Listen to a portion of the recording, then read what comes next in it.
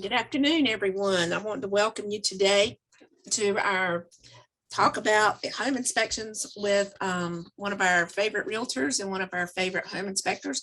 I'm Connie Corey. I am currently a realtor with Aldridge and Sutherland in Greenville, North Carolina, and I currently serve as the chairman of the North Carolina Home Inspectors Licensure Board. I'm excited today. I'm excited to share this, and I really appreciate everybody on this webinar today helping me share a vision of trying to bridge the gap between understanding what a home inspector actually does and what the general public and the real estate industry's expectations are. So we're going to start. Before we get started, I do have to cover a few housekeeping items.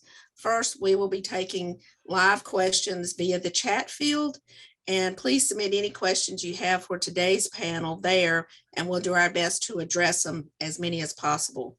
We will be recording today, and we'll email a link to the recording to each of you later. I also want to mention that the opinions of this panel today are just that. They are the opinions of the panelists, and they do not speak for the Home Inspectors Licensure Board or the North Carolina or National Association of Realtors or their local association either. We're going to get started today, and it is with great excitement that we have this opportunity to go through everything. And I wanted to kind of introduce who we have with us today. First of all, we have NCR's President-elect Lee Brown. We have North Carolina Home Inspectors Executive Director Mike Hayduck. And we have the North Carolina Home Inspectors Licensure Board Vice Chair and North Carolina Home Inspector with French Creek Inspections, David Dye. So I'd like to welcome everybody and thank you for being here. And we're going to start off with a few questions. And I'm going to start with David first. Okay, David? And this was a question from one of our realtors. It says, even though Uncle Bob may know houses, why is he not the best choice for an inspector? Well, the smart answer is I know a lot of bodies, but you don't want me as your physician. And the home inspectors spend a lot of time working on just that home inspection. We see a variety of houses through a wide range of era of construction. Uncle Bob may know houses, but Uncle Bob may not be looking at a 1970s house and know to look for aluminum wiring. Uncle Bob may not know to look for polybutylene plumbing, and so on and so forth. It is quite worthwhile to engage with a licensed home inspector that is, first of all, educated or somehow qualified, has passed the exam and maintains their continuing education requirements. And of course, experience has a big influence on that as well. Lee, as a realtor, when you talk to your clients, do you always, sometimes, never recommend a home inspection? So first of all, I had to write down what David said, that you know a lot about bodies, but you don't want to be the physician. I'm stealing that to give that to my clients because that's so perfect. And Connie, we actually twist arms with our clients to tell them you need this independent set of eyes on the house, because the agent may not have the expertise, doesn't have the expertise, certainly doesn't have the licensure, although I'm sure there's a couple out there.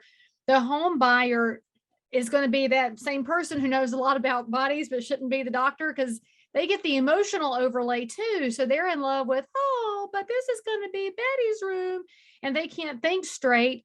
And so as a realtor, I got to tell them that houses are built by humans. And because houses are built by humans and humans make mistakes, we want to verify what mistakes we're dealing with, because every house is going to have a list. Now, to that point, I don't just give them one name and I don't book it for them. I say, here's my list of people that I know can be trusted. Which one do you want? And they can pick and choose however they feel is best. But my job is to make sure they don't underestimate how critical it is. Thank you. Should a realtor require documentation from their inspector, Lee? Well, I think so, but I'll let the official people answer that too. But as a broker, I've got to protect my E&O. If you're watching this and you're not tangled up in it, I ask the inspectors for their copy of their licensure. I want to know that they've got workers' comp insurance and that they've got liability insurance, because they're on the physical property of my sellers or my buyers on somebody's property. And if that inspector happens to step off a roof rafter and through the sheetrock of the ceiling, I want to make sure that there's some coverage there. Thank you. David, would you please follow up with that and kind of give us a headline on what is exactly required of you as far as documentation to your client? Absolutely. There are two things. One is the inspector must have a signed agreement with the client that outlines the standard of practice that is being followed, what's included, and more importantly, it covers what's not included in the home inspection as well. And then finally, as far as documentation goes, the home inspection is not complete until they have provided a written report, which again must follow the standards of practice. It's very detailed in what is expected of those reports. Thank you. Mike, I'm going to put you on the hot seat right now. Do home inspectors have CE requirements? Unmute yourself, please. Thank you very much. Yes, they do, Connie. Continuing education, there's a 4-hour update course every year that's developed by the board and taught by an approved sponsor. All licensees must go to that update course. I think that's similar to what realtors have. And there's also 8 hours of elective continuing education. So usually they'll take 2 4-hour courses in something that they want to learn more about. Okay, and David made a comment just earlier. He referenced a standards of practice or SOP. Mike, could you just give us a brief synopsis on what exactly a SOP is? Yes, the standard of practice is available through the website. Everybody should know that www.nchilb.com is the domain that is listed. Pretty easy to remember, North Carolina Home Inspector Licensure Board.com. And on the statutes and rules contain a link that contains the standards of practice. The standards of practice are really generalized nationwide, where you have all the different structural or service systems in the house, specific elements that need to be checked in the house and reported on. So observations of defects is what gets reported. You don't have to say in the report that everything is fine. What you need to do is report on the things that are deficient. Thank you. When we get a home inspection, sometimes we may not think we need one on new construction. Lee, could you give us a little bit of insight on why we should have new construction? And then David, will you follow up with Lee and tell us what you look for on new construction? Well, it's what I said before, right? Houses are built by humans, and we all know that now new construction moves at a much faster clip than a lot of us are comfortable with. It's not the same kind of construction that when my granddaddy was building houses in the 50s, because that was far more meticulous than the things that are production built now. And so you definitely want to check out, are the windows set properly into the framing? They might go up and down, but will they seal all the way? And that's something that you might not see it until you're all the way in the house a year later. So when I'm talking to new construction clients, we actually do the 2-step. I want a pre-drywall inspection so they can see what's inside the walls. And then we want a final so that they can make sure everything was done correctly. And actually, the best way I can explain this to people is in the master bathroom. If they've ever been in a house or an apartment where they cut the hot water on and they get the shaking and the rattling in the walls, that's because something wasn't secured properly in that plumbing system behind where the shower head goes. A home inspector can spot it, have them fix it right quick, and then the homeowner is going to have a much better house over the long haul. It costs a little bit extra money, but then I remind them, you're spending X number of dollars on this house and you plan to stay here for 5, 10, 15, 20 years. Don't be shorting yourself up front, because it'll save you a ton of money in the long run. Yeah, I would just add to that, the first inspection I ever made for new construction, I walked into the hallway bathroom and the light was on. So I flipped the switch, nothing happened. So I walked down to the end of the hallway switch on in the hallway bathroom back down the hall, that light went off. You see varying degrees of preparedness for new home construction. And Lee said it right, the houses are built by humans. I will say that we have seen, I think, an uptick in issues with new construction within the last 2 years because of the shortage of materials, because of the shortage of labor. I think the builders sometimes have less pool to pull from, if you will, of qualified people who've had a lot of time in the business. So I would recommend it. It is, relatively speaking to your single largest investment, it is a small investment overall. And it gives you a good peace of mind going in. You resolved a lot of the issues. I've yet to run into a builder that didn't jump right onto a problem. That's not usually a matter of argument. It's just a matter of, okay, sure, we'll take care of it. And that way everything's set to go before the buyer moves in. And can I add one more thing there, Miss Connie, because David's already mentioned the labor shortage that we have in the markets. If a home buyer says, yeah, but it's new, I'll just have the builder fix it later. I've got this 1-year warranty that they're required to give to me. You have much better success fighting about that before they get all your money than after, because we hear from a lot of buyers that chasing that warranty claim around after is much more painful than if they dug their heels in with the home inspector prior to closing up front. Yeah, and there are things that do happen also by exercising, if you will, the house. We go through and we're checking it, as I mentioned earlier, the electrical, also the plumbing. We're running water through the system. If there's a small pinhole leak, it may show up during that inspection because we've run so much water through. That's just one example of things that can come up that might not be obvious until after you've been in and started using the house, utilizing the house. Okay, Mike, do you have something you'd like to add about new construction to us? Yes, thank you. Unmute yourself, Mike. We can't hear you. Can you hear me now? Yes. The one thing I would point out, many home buyers think that because a house was inspected by a local jurisdiction building inspector, that, gee, why do I need a home inspector? But I want to make sure that all of your people on the call know this. Permanent power and even water are not necessarily things that have to be on during the construction period when the code officials are inspecting the home for code compliance. Right. So a lot of new homes won't get permanent power put on them till perhaps after the certificate of occupancy. There was a temporary power on it while it was being built to test things out, but it's not the same as after that certificate of occupancy is issued. Thank you, Mike. A couple of things I want to kind of piggyback on that David and Lee said. Lee, you referenced the windows maybe not being set right, even though they open and close right.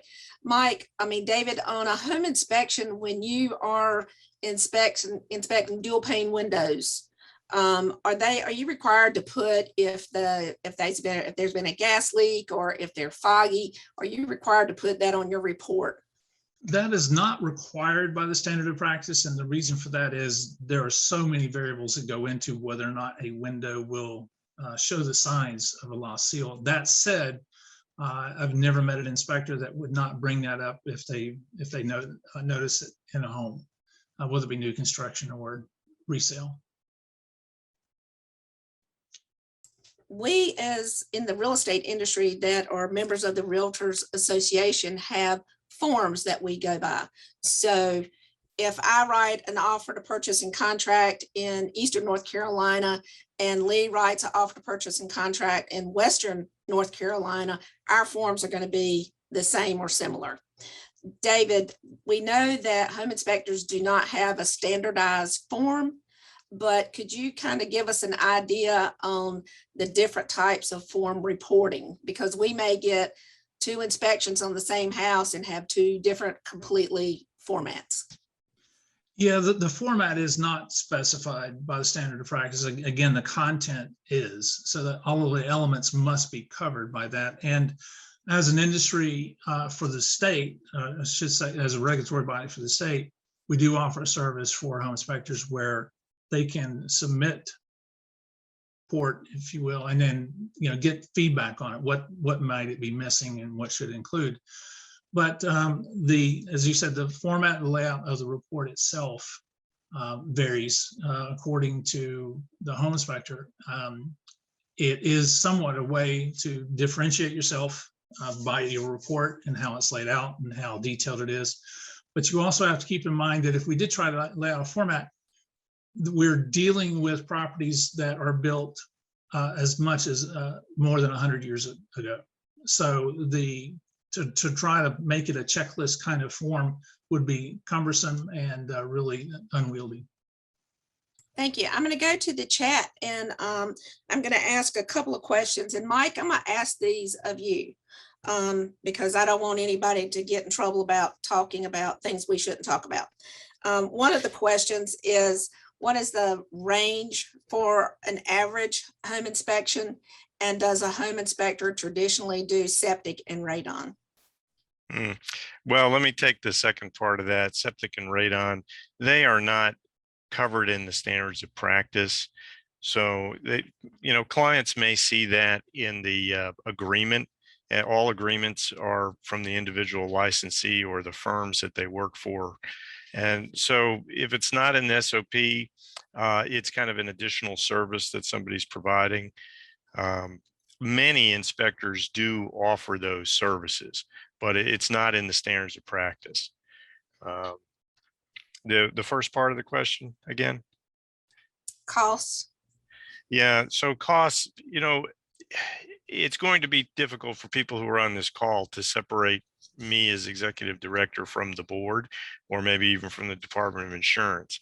I will say this, that I do informal surveys, and it does vary. House sizes have a lot to do with it. It also has a lot to do with, especially with gas prices, somebody will surcharge if they're going outside their normal service area. A slab home is going to probably be less expensive than something on a crawl space. So although many people may be wanting to know prices, I'm going to stay away from that with a 10-foot pole because people would not share, licensees would not share that with me informally if I started putting out some brackets for that. It's all defined by the marketplace, is the best thing I can tell you. Thank you. And Mike, one of the questions in the chat also is, if somebody wanted to submit a report for review, how would they do that? Oh, yeah, that's a great question. We have done that informally, so people can send them in. They can email them to me. Now, if 175 people are on this call, please don't send 175 reports. We did do an audit, if you will, a screening process for the past couple of years. It was mainly for licensees, so they could kind of get a quick look, especially new licensees who were coming through pre-licensing programs, just a quick look to see if it complied. But what I be hesitant to say to everybody on the call is, oh yeah, we'll go through every one of these reports with a fine-tooth comb and tell you, what's good or bad. I'd ask you not to do that. Don't have that expectation. But you can email to me, mike.hayduck@ncdoi.gov. And I guess we'll see how many people, take advantage of that. But I'd be happy to, take a look at it and give some kind of response. Thank you. All right, Lee Brown, this is a question for you. Why are brokers requiring MLS membership to have inspectors enter a property, since home inspectors are licensed and insured? There's a couple of reasons for that. One of them is, as a broker, we want to have a good record through the system of when somebody was in the house. Often, because our MLS, at least Canopy, where I'm a member, is attached to showing time, our seller is attached to it. And so the phone call goes through that centralized system, and Shazam, it's booked, it's faster for you, it's faster for the seller. The agent is alerted. the flip side of it, if you want the truth, is this makes life easier for realtors. And I know that's not a popular answer, but I'm known for saying non-popular things. There are a lot of realtors that don't want to drive over to the house and let an inspector in. They don't want their sellers letting an inspector in. And for this, it's not just the inefficiency. And I will say that my favorite closing attorney, God rest his soul, he has passed now.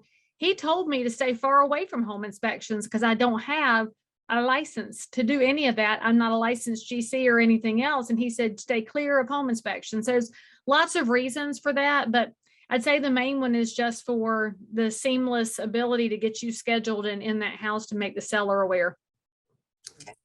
Okay, now this next question, I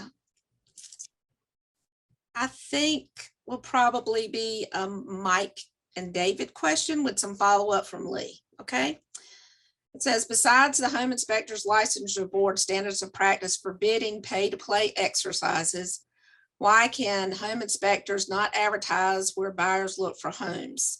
It seems that real estate entities get the better end of the deal because they can list their properties on Realtor.com, Zillow, etc. Home inspectors cannot market where people are actually searching for homes. It is very hard for home inspectors to advertise in this industry.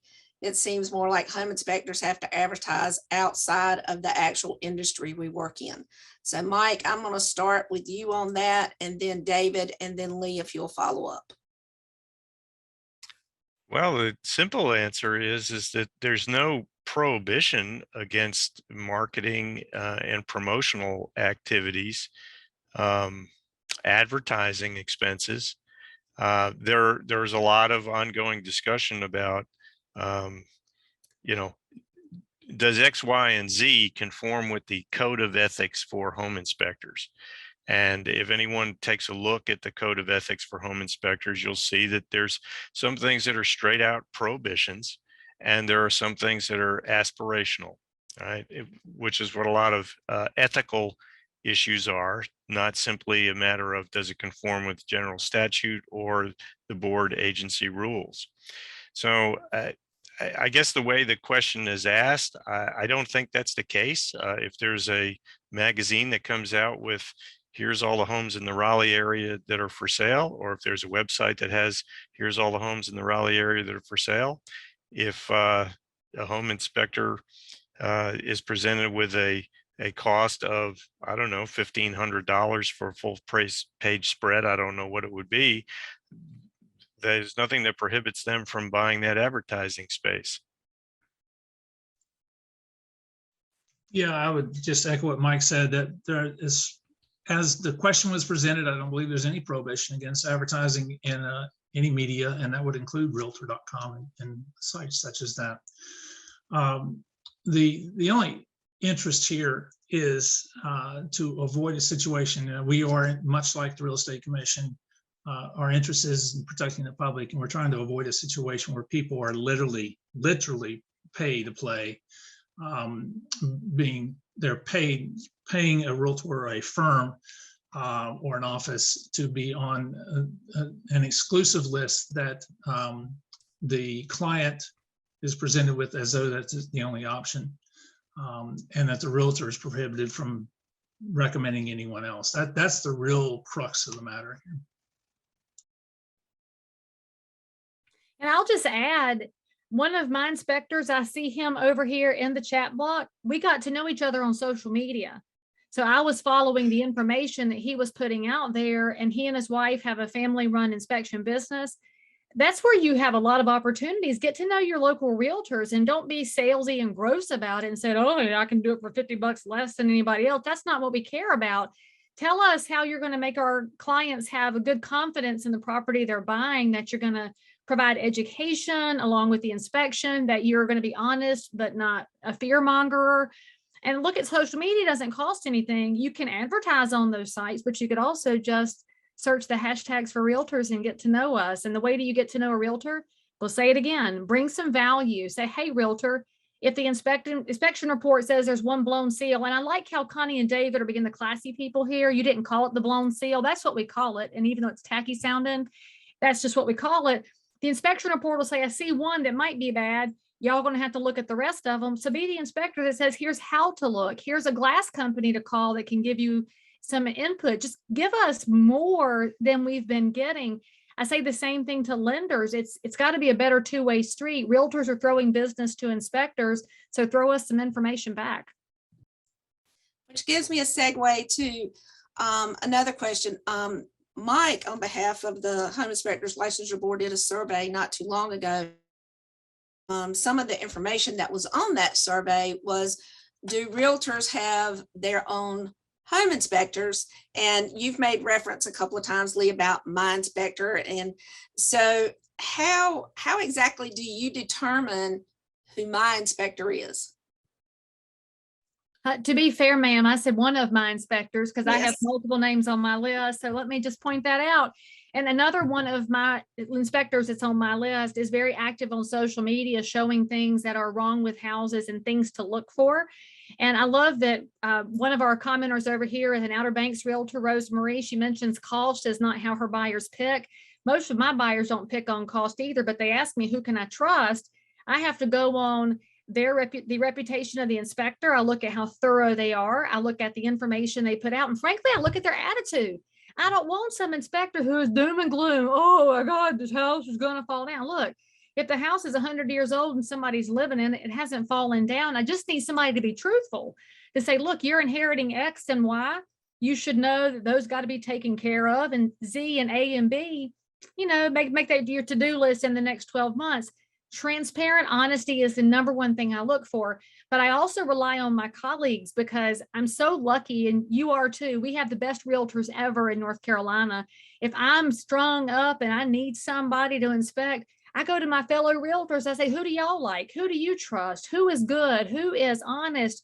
Who's going to do a good job for my clients? And I gather some names up and tell my buyers, here's some websites and phone numbers you can interview. And frankly, the way that most buyers interview now is they go to the social profile of the home inspector and see what they're putting out there. They're not just going to rely on me giving them a name because they're afraid that there are kickbacks. And I don't mess with any of that. I don't think most realtors even crosses their mind. The public, though, is nervous. And so the more transparent information we can give out up front, the better off everybody is. David, in some of Lee's comments, she also made the comment about an inspector giving information, and is and with the window situation, you know, could you recommend a window installer or somebody that inspects windows? Are home inspectors allowed to recommend subcontractors? No, not as a part of the inspection, no. And the reason for that, what I always tell clients when they ask that question is, first of all, no, because you need me to be in an arm's length relationship here. You don't want me to find a problem with your water heater and then I recommend Cousin Jimmy to fix your water heater, and then Cousin Jimmy also can fix everything else I find, and I find 3 or 4 things that aren't really a problem. That's what we're trying to avoid here. Now, you know, I of course have contacts within the industry, and if realtor partners have come to me with something that is outside of a particular inspection, they say, hey, who do you know for this, or who do you know for that? I'm happy to include that. But I also tell clients that their realtor knows, always has a long list of people that you can count on, you can recommend. So we try to avoid that potential conflict of interest. And come back on what Lee said for 1 minute. One of the elements that of each of our comments and within the inspection report is the implication. And I spell it out just that way in my reports. It says, what is the implication? It's this. And that is where that gray area, you try to fill in on that gray area. You know, that's where you're trying to say, this is run from this house as fast as you can kind of problem, which we would never say. Versus here's something that you should take care of when you get a chance, and you know, and gradations in between. Thank you. Lee, what's the best way for a home inspector to gain the trust of a realtor to, you know, because their code of ethics doesn't allow them to take you out to dinner or buy you baseball tickets or anything like that. So if there's a new home inspector out there, what's his best segue into getting that relationship with his local realtors? You know, it's just as well that they can't carry us out to eat because we're all fighting off that COVID-20 right now and we don't need it and we don't have time for it. So what I would suggest, Eric, is that you're thinking about the realtors that may not have a lot of business yet. So I find that there's a lot of prospecting that happens of your top producing realtors. The realtors that are that middle group, the ones who do a few transactions a year, but they're not heavy hitters, they don't get prospected at all. So why don't you go hitch your wagon to somebody who's got a rising star? Go reach out to some new realtors and say, hey, why not offer to take that sales office to a new construction site and tell the realtor, here's some things that you could keep an eye on, and teach them what they're looking at too. And so maybe I'll give you an example. Bowed studs. Bowed studs are the plague of any home buyer's life once the sheetrock goes on and the light changes during the day. David's laughing because he knows I'm right. And you ain't changing a bowed stud after the sheetrock's on. So go take your realtors out there and say, hey, y'all, this is what that is. Keep an eye on it. You're going to earn their trust in that way. And maybe you don't get all the inspections up front, but eventually their main person is going to screw up or not show up, and then you'll have the end. Think about it as when Vanessa Williams lost her chance at Miss America because she made a mistake and suddenly the first runner-up became Miss America. But you better be in the room so that can happen. You can't just expect somebody to show up all of a sudden and remember your business card. And I would also say that the follow-up here is, where do you find new realtors?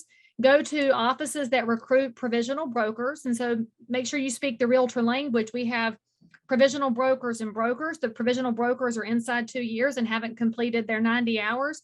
They need you the most. And actually your 30-year realtors need you the second most because they've quit learning, and I'll just point that out. But go in there and say, let me do something different. Let me carry y'all to this home site. I want to show you 3 things. They don't get that at their sales meetings. Be something different, be something more than your competitors, not to diminish your competitors, but maybe to challenge them to elevate too. Thank you. And just kind of follow up on that a little bit. Most associations have an affiliate program. And so you could reach out to the local realtor association about becoming an affiliate within that organization. I have David, if we're gonna switch horses a minute here and go back to talking about what's actually on a home inspection. You do a home inspection. There is some issues with the ductwork underneath and maybe some wiring underneath. You go back for re-inspection and that's been done, but you find something else. What do you do with the information you find on the re-inspection? You report it. Your obligation is to the client and to take care of the client. And, you know, even if you have to be honest and say, this is something I didn't see before. It could be that the work that was done in between caused whatever's coming up, or it could be that that duct that was moved revealed the deteriorated floor joist or something like that. But you report it. There's just no question about it. And Lee, how do you explain that to your client if by some slim chance the due diligence date has passed? The home inspector's a human too. I mean, nobody's perfect, right? And frankly, I get aggravated in our society right now that acts like everything is perfect all the time. It's not. And our job is to walk in and say, look, you should expect this when you buy this house, that you go to fix one thing. And when you go to fix one thing, what do you find? 3 more things. That's just life owning a house. And so I hope that my home inspector would make it right. But if they don't, my job is to help the buyer figure out their options. And maybe they want to crash, maybe they don't. But your job as a realtor is not to get emotionally involved in this. It's not to go calling names and casting stones at your inspector. It is to say, look, we got option A, we got option B, let's figure it out. Mike, on a home inspection report, a lot of times we will get them that says crack in the driveway or crack in the foundation wall. And sometimes it'll say like monitor or refer to a general contractor or a licensed contractor. Can you give us some insight on when and why a home inspector would refer you further than the scope of his expertise or hers? Well, home inspectors are generalists. They are not a specialist. And what the SOP allows them to do is to recommend further evaluation by a specialist as one of their, the shorthand for it is DDID. So they're describing the particular system, they're identifying the defects, they're stating the implications of that defect, and then they're giving direction to the client. So here's the difficulty in that. Things that are not observable, in other words, the subsoil, the temperature, humidity, all those types of things can cause cracking in concrete garage floors, in drywall, in the seams of drywalls, how it's applied to, say, ceiling joists. Factors could be at play at different times of the year. So a crack is not a crack is not a crack. There are some rules of thumb of, how wide it is, but they're only looking at that house at a specific moment in time. So it's going to be left to their experience, education, and judgment to give the best recommendation that they can. Connie, if I could add to that, Yes, please. we of course have had tremendous amount of building across the entire state. And I'd like to remind everyone that a lot of these homes are still under a structural warranty. So where in a resale situation, someone finds a crack or a concern or something like that, the easy thing in that situation is go to the builder. The builder is still obligated to review the situation, give their opinion. And even if everybody knows that this is not going to be considered a structural defect, what they have done for their client is they provided a paper trail where the builder has been basically notified of the condition of the property at that particular time. You have the pictures and so forth. And then if the situation changes, there's that paper trail to come back and say, okay, I know you said last year this isn't a crack, but this year it's moved this much more. Come back and take a look at it again. Remind the buyer on the resale property they still have the opportunity to utilize that structural warranty. Thank you. A lot, and on the reports, when a home inspector goes out there, we get safety issues that are reported on the report, whether it be the property needs a handrail or something along that lines. Are home inspectors required to report safety issues, David? They are not required. It is up to the home inspector to decide whether or not to include that in the summary. Personally, for me, anything that's considered a safety issue is going to go into the summary. It's I think for obvious reasons. Okay. And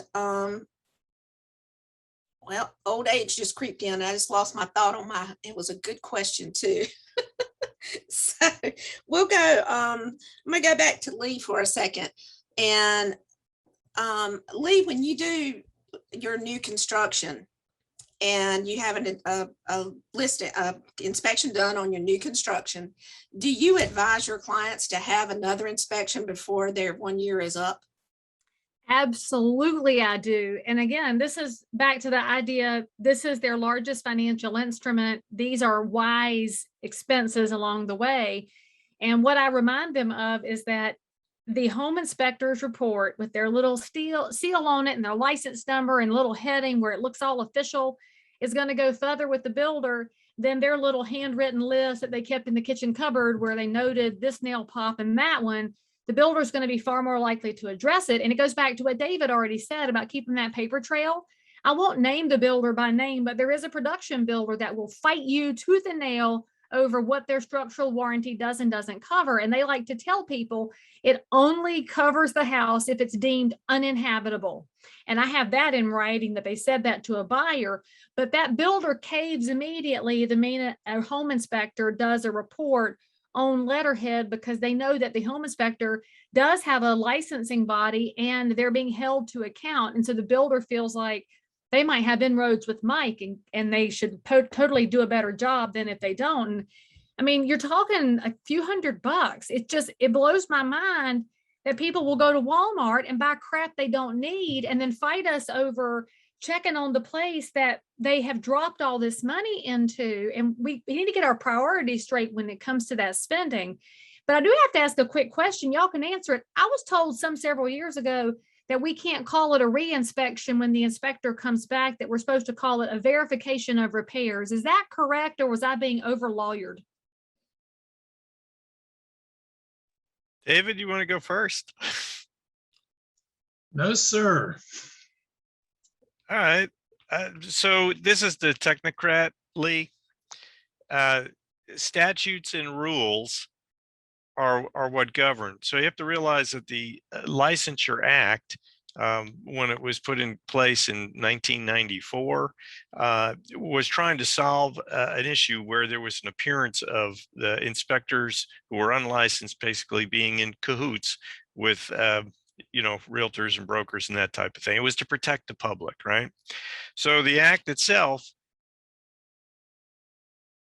rules talk about performing a home inspection in accordance with the standards of practice.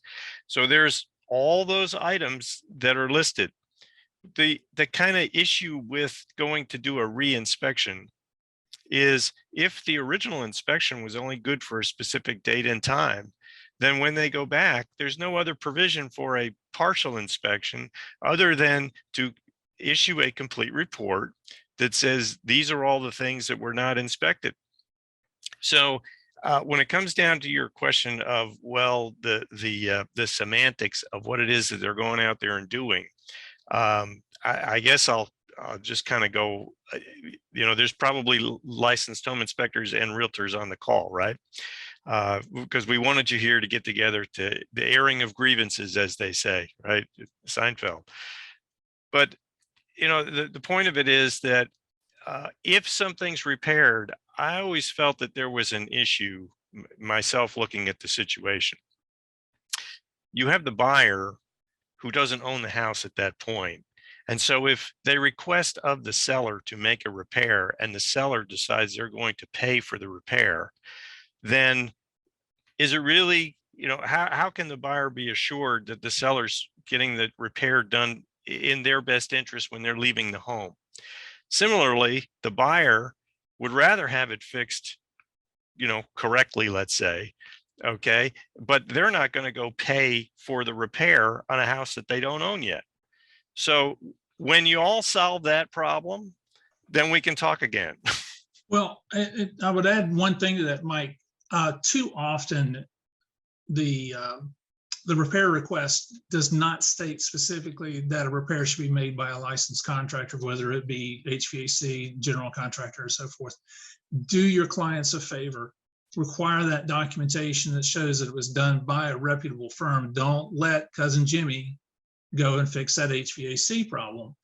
Then you have recourse with that vendor if the problem is not fixed. Home inspectors basically, even in a re-inspection scenario, we're qualified to go out and tell you, yes, it was repaired. We are not qualified, again, coming back to the fact that we're generalists, we're not qualified to tell you of the quality of the repair. So it may be, the HVAC may be back up and running because they threw a couple of pounds of Freon in it, but that's not going to fix the problem long term.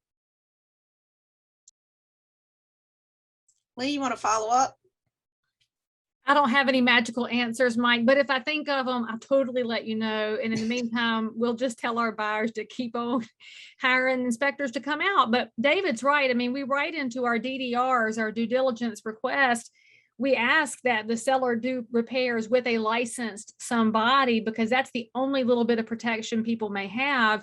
And it is a sticky wicket when you're trying to get one person out of the house that wants to stop spending and one into the house that can't do it yet. And it's a place for a paper trail and for people to be ethical and competent and know that what you're doing for your clients should be what you do for yourself, and go back to the golden rule.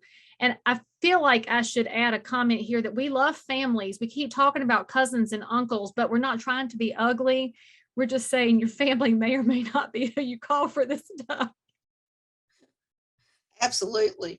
And I think too, a lot of times, especially with the market changing as fast as it has the last couple of years, we can negotiate those repairs with a settlement as towards closing costs or something like that, and let the buyer take care of that repair themselves after closing, and then they can pick and choose a vendor that they want and get it done the way they would like to have it done.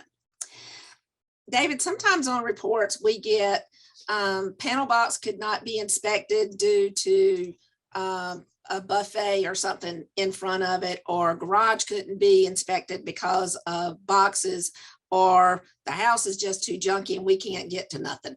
Can you address what your obligation is to actually inspect what the standards of practice says you should inspect? Yeah, we do require access to things such as electric panel, obviously the pull down stairs or the scuttle into the attic, access to the water heater and so forth. Most inspectors, if there's, if the lawnmower is in the way and you can just pull the lawnmower back, it's not going to be an issue. It's when we have that garage that's packed full of everything that you guys said get out of the house for the showings is now in the way. I know that a lot of us, myself included, send to the listing agent a list of items to prepare for the home inspection. And I think that's a good. And if anybody on the call would like a copy, I'm happy to share it with you still shamelessly. But prepare your listing clients for the home inspection, and that will avoid all this in the process. I mean, we basically need 3 feet in front of the electric panel, 3 feet in front of the HVAC systems. We have to have access to them. We have to get to the water heaters. Think through those items as you're going through. But yeah, and the reason, of course, is if we go in and try to move 16 boxes, I just know that one of those boxes is going to be grandma's china, and it's going to be worth thousands of dollars, and I broke grandma's china. So that's why we avoid that situation. Connie, can I just mention here, this is on our people. So NC Realtors, this is on you, and you need to be stronger talking to your listings and your seller clients, because if they have to make the inspector provide a report with limitations, you're the one that looks like you're hiding things. It's not going to reflect poorly on the inspector. It reflects poorly on the home seller. So when you're at the listing appointment up front, that's when you should tell people, yes, you can put things in the garage, but keep it towards the center so you have a walking path. You're going to have to take that master lock off the crawl space. Make sure that that scuttle that's in the second bedroom, that's on us. And it aggravates me when we have an inspection that's happening and the listing agent declares they have no control and there's nothing they can do. That's baloney. You are hired to be the professional in the situation, and the professional says, yes, this is how it's going to go, and yes, these are the expectations. And if they can't physically move the boxes because Granny is 89 years old, then her grandchildren should come move the boxes, but you have to take charge of this scenario. And I think a lot of agents have a checklist, because I know I've given them out when I've been on the buyer side, and I have received them on the listing side, that please make sure this, and this is accessible before the home inspection is done. So I think some of us do, but a lot of us do not. If you go back and, for lack of a better term, re-inspection. So obviously, I'm going to say that there is a fee for you to have to go back. And I've had the question asked, well, who pays that fee if the home inspector can't get to the panel box? And why should I, the buyer, have to pay him to go back if that seller wasn't the one that gave me access? So Lee, would you like to address that? That should fall on the seller. And what's going to happen is the buyer's agent is probably the one that winds up eating it, because they're trying to make everybody happen and move things along. But guys, we're professionals in this business, and we are supposed to work together as colleagues under the code of ethics and under the license law that we have. And that means that we have to make sure our clients are fully educated and transparent on this. It's not right, and they wouldn't want it done to them. But if you're the listing agent and you didn't tell them to get the house ready, maybe you should pay it because you were the one that didn't professionally prepare them for the process. And I get it that they don't read the emails we send them. All right, pick up the phone and call them and say, hey, friend, I'm going to send you a list by text. I'm going to send you a video. Find another way to get it to them. Don't give yourself the excuse that you sent an email and, oh, well, they didn't look at it, because that's a cop-out. Okay, and what about if you have a home inspector in your area that may have a reputation for killing the deal, And maybe that home inspector has done an inspection for this seller before, and the seller says, I do not want ABC on my property doing the inspection. Does the seller have the right to say who a buyer's inspector is? And I'm just going to let whoever wants to answer that. Mike nodded, so I think he should have to answer that as our regulatory body down there. Yes, I'll dive in on that one. Because I'm going to use a very specific case first. So you were talking about new construction, right? And what we found all the time, new construction home, the builders is putting a bunch of conditions on basically who can come on the property because they own it for a spec house. And I am not an attorney. I always say that in my conversations. I can't give any legal advice. But the point is, if somebody doesn't want you on their property, they don't want you on their property. I mean, the buyer, you know, because you have the offer to purchase and contract, which gives the buyer inspect or their agent, right? It doesn't really say that the seller loses all his rights to decide. Yeah, in terms of resale, I mean, the standard offer to purchase says that you must make the property available for inspections. It does not in anywhere in the contract gives them the right to specify who may or may not inspect. As long as it's a licensed home inspector in a resale situation, I don't see, how that can happen. That said, there are many inspectors out there, and it's probably easiest to go and find another reputable inspector to go through it all. And why fight that battle as a realtor?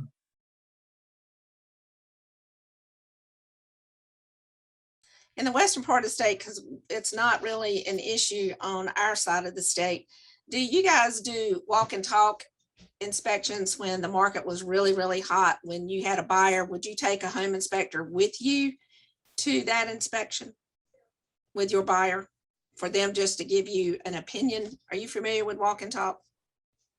We haven't done walk and talks. I see a couple of inspectors over here in the chat have. But honestly, with the speed at which the market's moved for the last 2.5 years, the house comes on the market at 8 a.m. The deadline for offers is 5 o'clock, and there's only one showing window from 3 o'clock to 3:05. You could probably try, but most people aren't as flexible as realtors and buyers have to be. So I wish there had been time, and I'm grateful now that the market is stabilizing so that our buyers can get back to having more of a protected experience than they've had to do in the last couple of years. Mike, would you please address and let us know what constitutes an inspection? A walk and talk. If you go in and you talk about the water heater or the toilet or the roof or the foundation or any substructure, what exactly constitutes a home inspection and what guidelines have to be followed if you do that? A $64,000 question that I have 2 lines to answer.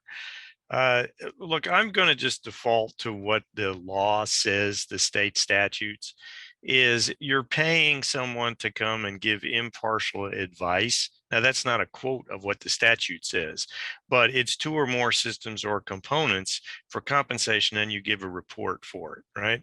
So, look, I have said this to other people before. If you don't want to pay somebody, anybody can walk around with you and give you advice. So, the law is concerned with the compensation aspect of this.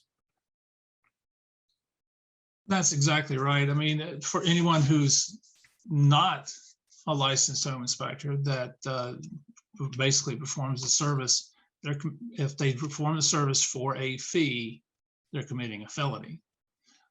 For licensed home inspectors, really what this is going to come back to is if there is a complaint as a result of a walk and talk, that home inspector did not follow the standard of practice, and there will be no option for the board to do anything other than discipline the home inspector. Much like realtors that are afraid of the little brown envelope, we have somewhat of the same sort of thing for home inspection. So that's the risk that's being taken there. The folks who are paying for the walk and talk are not taking any risk. The realtor who refers the home inspector is not taking the risk. The home inspector is the one that's risking disciplinary action by the board. And we have no choice in that.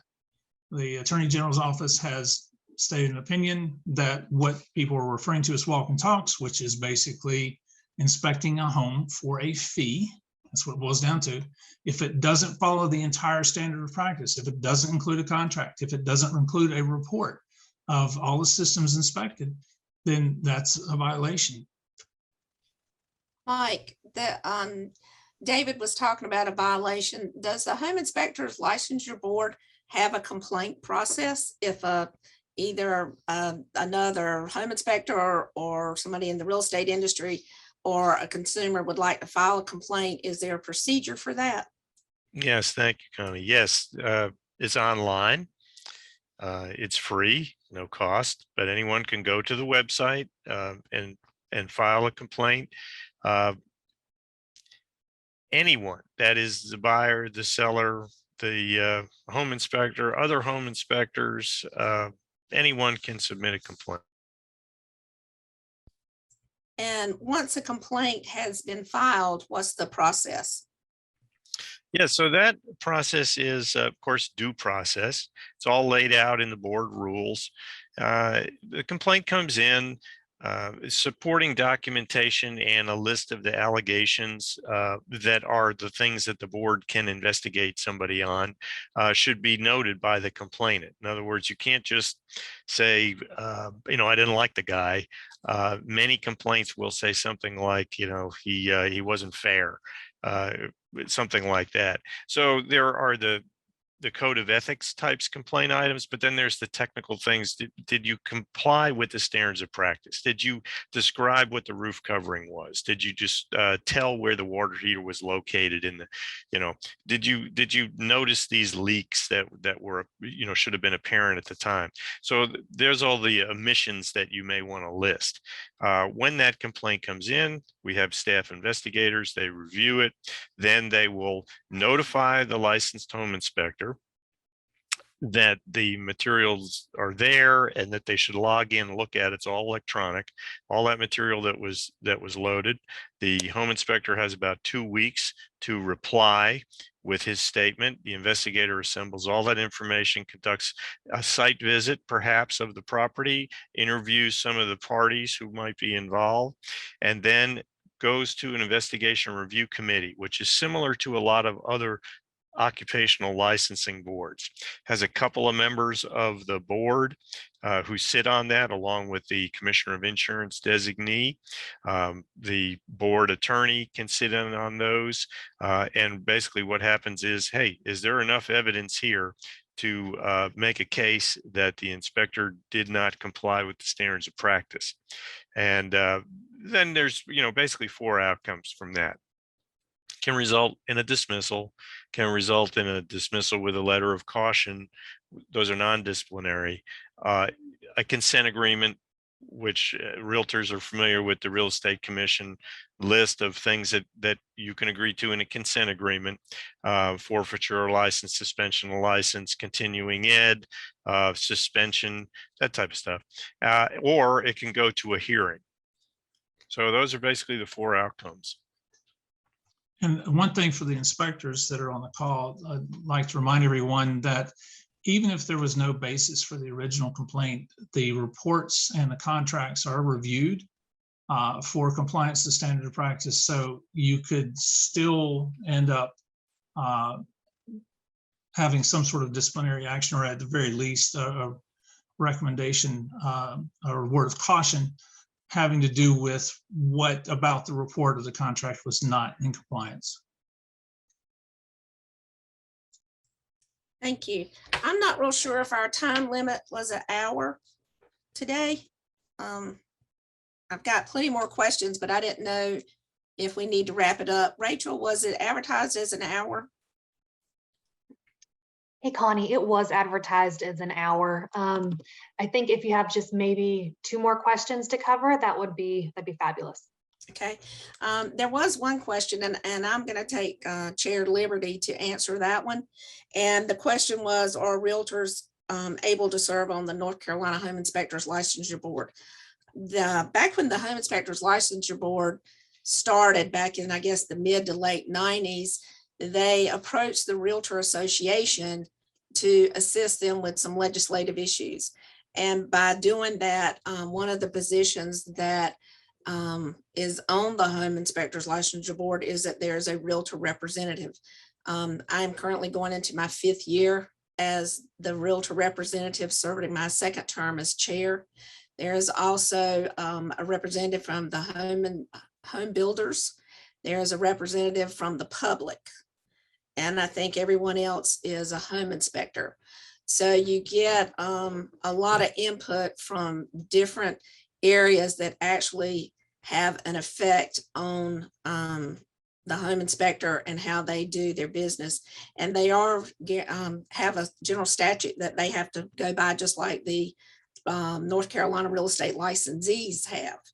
So in the answer to your question there, the realtors are allowed one spot on that board. And since we're going to wrap it up, I'm going to go first to Lee, if you'd like to give us some closing comments, and then David, and then Mike. My only comment is tell your people they make sure they initial the little waiver thing on professional services disclosure and election, because your responsibility as a professional is not to know everything. It is to be the source of the source. So get great people and make great recommendations. Connie, thank you for serving for the realtors on the home inspector board. And David and Mike, thank you for all that you do to make our clients' lives better. Thank you, Lee, and thank you, Connie. It's been a pleasure to be here today. I appreciate the opportunity. I want to emphasize that from the board perspective, our goal here is to help everyone in this process. Again, like the Real Estate Commission, where we take it as our directive to protect the public, but we want to do that in a positive way by keeping folks informed. We're available, as Mike said, to answer questions. When in doubt, ask. And let's make this process continue to go well. Even though the real estate transactions have gone up, since 2008 quite a bit, the number of complaints we received has not climbed at the same rate. And I think that's a credit to the board and the work that we do, especially on continuing education. So we want to keep it that way. So thanks again. And I'm happy to answer any questions for anyone outside of this as well. Yeah, thanks for putting this on. It's great. I guess first of its kind, right? But if the home inspectors and realtors are the Hatfields and McCoys, then it's a great extended family, right? Yep. Thank you. And I do want to thank everybody, because I know everybody's busy and life is just crazy right now. So I do want to thank the participants that were on the call. I want to thank my panelists that were here. I'd like to thank Pam and Rachel with North Carolina Realtors for putting this all together. I hope we're able to do this again, because like I say, one of my goals is to bridge the gap between understanding and communications between the home inspectors and the real estate industry. So thank you all again. I hope everybody has a great week. And if anyone that was on the call has any questions or needs additional information, please reach out to Mike Hayduck. And thanks, everybody.